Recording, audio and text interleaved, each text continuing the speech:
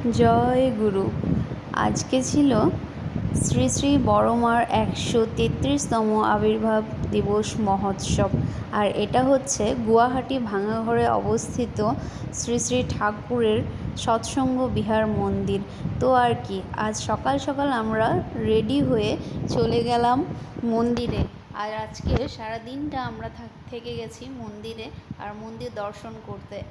মন্দিরে যেতে তো যে কোনো দিনই খুবই ভালো লাগে, কিন্তু তাছাড়াও যদি কোনো উৎসব থাকে, যেদিন উৎসব থাকবে সেদিন আরও বেশি ভালো লাগে। কারণ কি, বিভিন্ন জায়গার থেকে নানান ধরনের লোকের সমাগম হয়, আর এই সমাগমে থাকতে খুবই ভালো লাগে। কারণ কি, ঠাকুর নিজে বলেছেন নররূপে নারায়ণ। আর হচ্ছে প্রথমে আমরা চলে গেলাম শ্রী শ্রী ঠাকুর অনুকূলচন্দ্রের মন্দিরে।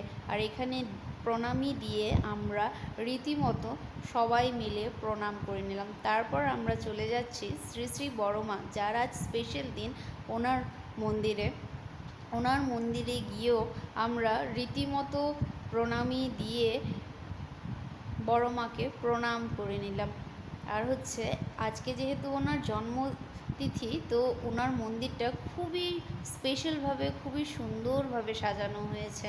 আর আমরা যেহেতু খুব পুরনো বংশ পরম্পরা হিসাবে ঠাকুরের দীক্ষিত আমরা সবাই, তো তাই আমাদের চেনা জানা বহুজন রয়েছে যাদেরকে আমরা চিনি। আর এই হচ্ছে শ্রী শ্রী বড়দার চরণে প্রণামী দিয়ে আমরা চলে যাচ্ছি শ্রী শ্রী পূজ্যপাদ দাদার কাছে। আর ওনার দুয়ার যেমন এখন খোলা রয়েছে, তো সব ভক্তবৃন্দরা গিয়ে ওনার কাছে এভাবে বসেছেন। প্রণামী এখানেও দিয়ে আমরা একটু সময় এখানটায় বসে রয়েছি। আর তারপর দেখছি এটা হচ্ছে আমাদের অমরধাম, ঠাকুর পরিবারের লোক এলে ওনারা এখানেই বিশ্রাম করেন।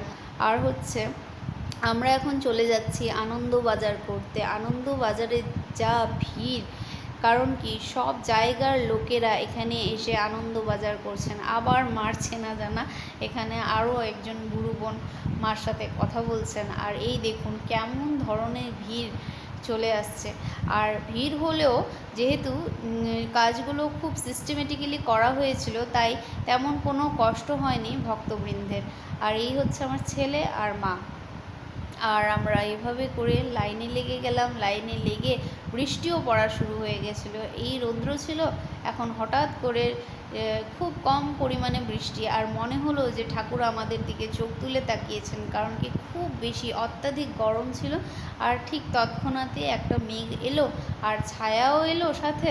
মেঘের ছায়াটা আমরা পেলাম, আর সাথে ছোট ছোট কণিকার মতো বৃষ্টি আমাদের গায়ে পড়তে লাগলো, আর সমস্ত শরীর ঠান্ডা হয়ে পড়ে গেল। এইভাবে হচ্ছে খাওয়ার নিয়ম।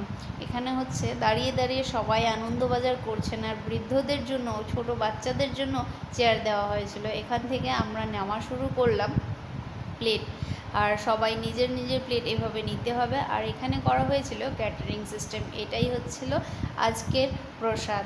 তো আজকের আনন্দবাজার আমরা এভাবেই করলাম। আমাদের সাথে জড়িত থাকবেন। জয় গুরু।